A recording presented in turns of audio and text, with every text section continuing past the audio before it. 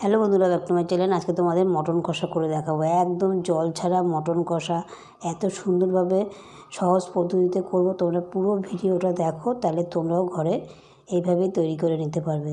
দেখো মটন কষাটা আমি মটনটাকে ভালো করে ধুয়ে আমি পরিষ্কার করে নিয়েছি। এবার এটাকে ভালো করে মেখে নেব। এখানে আমি পেঁয়াজ কুচি দিয়েছি, মাংসটা দিয়ে দিলাম, আদা বাটা, রসুন বাটা দিয়ে দিলাম, জিরের গুঁড়ো, লঙ্কার গুঁড়ো, ধনের গুঁড়ো, হলুদ দিয়ে দিলাম। এখানে আবার টক দই দিয়ে দিচ্ছি আমি, দিয়ে ভালো করে এটাকে মেখে নেব।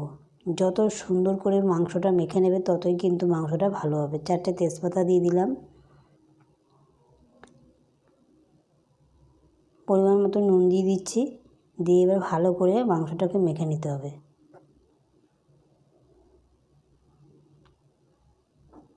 আমি এখানে 2.5 চামচ নুন দিয়ে দিলাম। নুনটা তোমাদের স্বাদ মতো দেবে। এবার ভালো করে মাংসটাকে মেখে নেব। এখানে সরষের তেল দিয়ে দিচ্ছি আমি। খাসির মাংস, মটন কষা কিন্তু সরষের তেল দিয়েই ভালো হয়, তাই আমি এখানে সরষের তেল দিয়ে আবার ভালো করে মেখে নেব।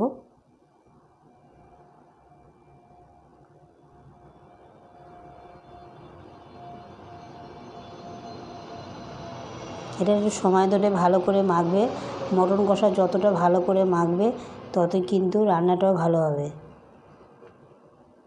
তারপর আমি এখানে টমেটো কুচি দিয়ে দিলাম 2টো। এরপর আমি প্রেসারে সিটি মেরে দেবো।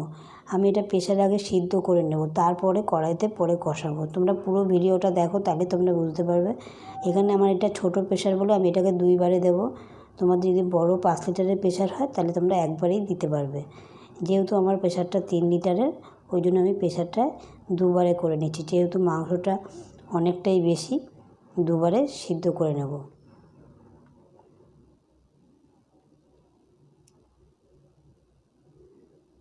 ওইটুকু আমি পরে দেবো অর্ধেকটা। প্রেসারটা আমি গ্যাসে বসিয়ে দিয়েছি।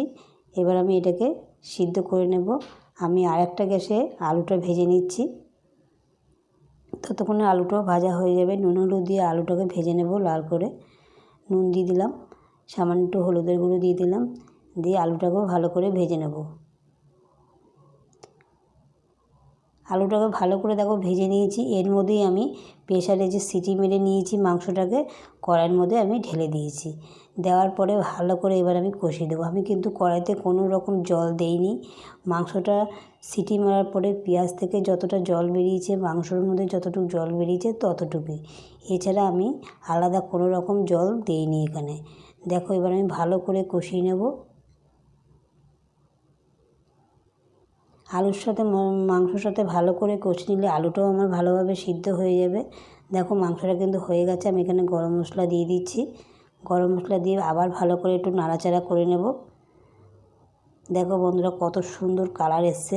একদমই কিন্তু জল দেয়নি, জল ছাড়া মাংস, খাসির মাংস কত সুন্দর হয়েছে দেখো। এবার আমি নামিয়ে ফেলবো, পরিবেশন করে তোমাদের দেখাবো। দেখো বন্ধুরা কালারটা কত সুন্দর হয়েছে। এইভাবে মটন কষা তোমরা বাড়িতে রান্না করবে, কোনো জলের প্রয়োজনই হবে না। ভিডিওটা ভালো লাগলে একটা লাইক, শেয়ার, কমেন্ট করো, সাবস্ক্রাইব করো, পাশে থাকা বেল আইকনটা বাজিয়ে দিও। এরকম নিত্য নতুন ভিডিও সবার আগে তোমাদের কাছে পৌঁছে যাবে। আমাকে সাপোর্ট করো, পাশে রেখো। টাটা।